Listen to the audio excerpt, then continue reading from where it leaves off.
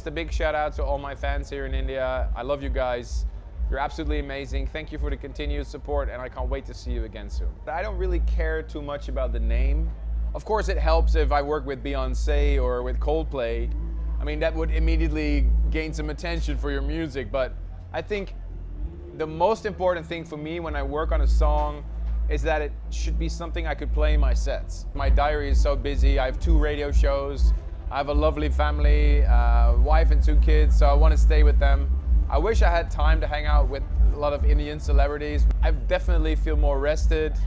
I quit drinking, I don't use drugs, so I feel very mentally balanced at the moment. Hello everyone, I'm Rudrani and welcome to Zoom Speak Easy. My guest today is so special. He's someone, if you love electronic music right now, you must be so jealous of me. I'm of course talking about this super talented Armin van Buuren. Hello, welcome to India. Thank you. And this is not the first time like you were discussing. No, I've been to India many times. And what is it that makes you keep coming back? To Mumbai particularly. No, I'm just super excited to be back here. The love from the fans is just insane. People come from all over India to Mumbai to witness the show.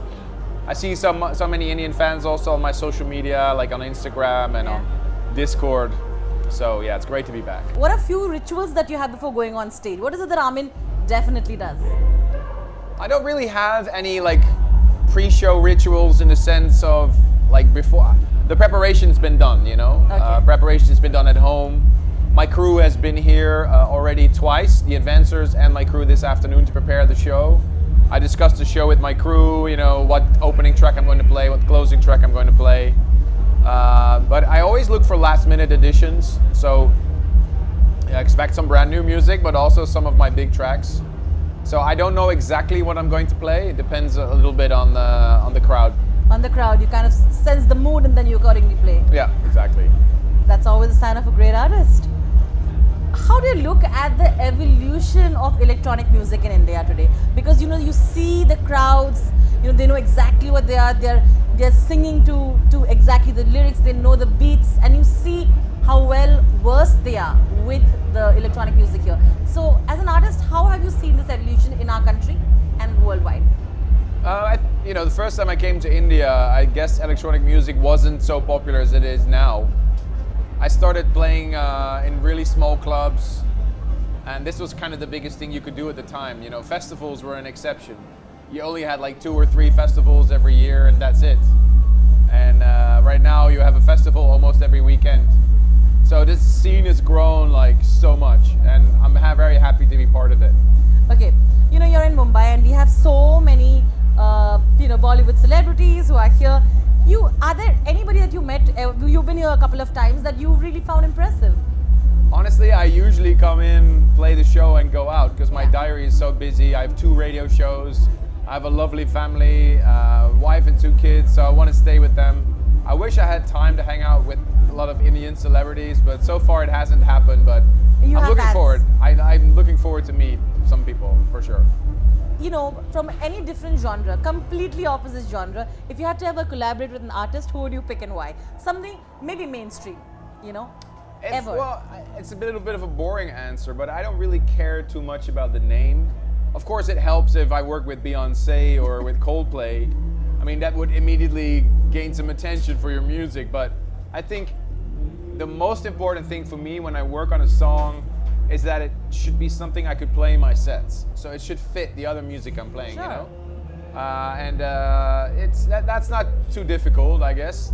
There's a lot of things you can mold into that. Sure. But no, in general, I'm just really, really hyped up about working with other people because they can inspire you. But, you know, I've worked with people like Gavin DeGraw, an established name. But I also work with people who are relatively unknown, like Trevor Guthrie. Yeah. So it really doesn't matter. I mean, the fact if you work with an established name doesn't guarantee you a hit, you know. But of course, there's a few artists that I look up to, like Billie Eilish, you know, Coldplay, all those names. But I mean, I'd definitely not say no to a collaboration with them, of course. Yeah. Listen, you said Beyonce and you. I think that'll be wild. I know you wouldn't care so much for a thing, but I think, listen, that'll be wild. I don't know. You never know. I'm putting it out in the universe. I mean, I love both your music, so hopefully.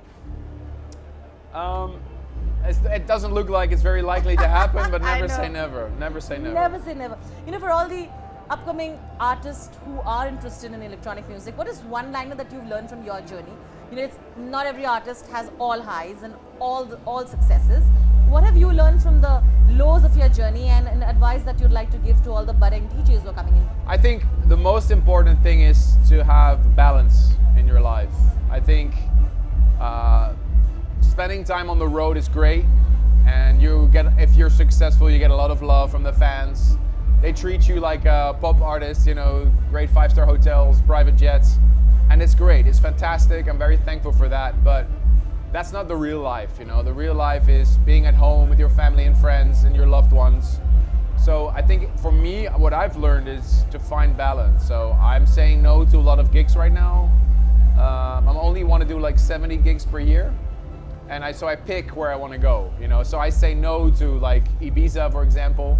I used to play there. I had my own night there for 16 years, yeah. and it was the best time. But to be in Ibiza every week that's hard work. And commitment. So I've decided this year I only did 4 shows in Ibiza, only in September, which was a lot better. So for me, it was so much greater to just be with my family more. And yeah, in July, I said no to all gigs. I canceled my entire schedule just to be with my family. And it was very hard, of course, because you're saying no to a lot of fans, you say no to a lot of money, a lot of praise, but it's very important to find peace of mind and to completely switch off sometime and just spend time with yourself. So yeah, be balanced. I think that's great advice, and you do look and sound zen. This Thank is you. what I want to be at, the perfect work-life balance, right? Well, I'm not gonna say it's perfect, but I definitely feel more rested. Yeah. I quit drinking. I don't use drugs, Yeah. so I feel very mentally balanced at the moment. There you go. Thank you so much. I think we'll of course end it with all your message for your Indian fans, and of course something that you really love, the favorite place in India and the favorite food. Well, my favorite food in the world is Asian, particularly Indian or Thai food. I love a little bit spicy, and I know you guys love spicy food. We do. So that's great. I always love coming to India. I've been here so many times. So many great cities. I love the sea, I love the ocean, so any city that's on the ocean for me is always a preference. So that's great. And yeah, just a big shout out to all my fans here in India. I love you guys. You're absolutely amazing. Thank you for the continued support, and I can't wait to see you again soon.